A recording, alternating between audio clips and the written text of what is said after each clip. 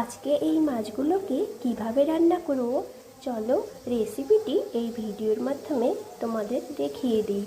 প্রথমেই মাছগুলোকে লাল লাল করে ভেজে নিয়েছি। তারপরে কড়াইতে তেল দিয়ে কালো জিরা ফোড়ন দিয়ে সর্ষে লঙ্কা বাটা আর স্বাদ মতো লবণ হলুদ দিয়ে হালকা কষিয়ে নিয়ে জল দিয়ে দিয়েছি।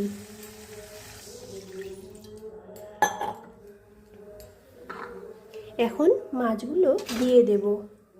মাছগুলো দিয়ে 10 মিনিট ফুটিয়ে নেব।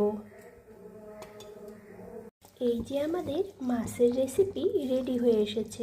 এখন হালকা চিনি দিয়ে নামিয়ে নেব।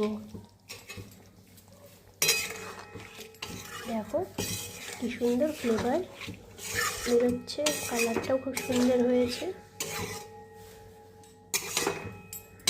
এই যে আমাদের সর্ষে বাটা দিয়ে খোকা ইলিশ মাছ কিন্তু একদম রেডি হয়ে গিয়েছে।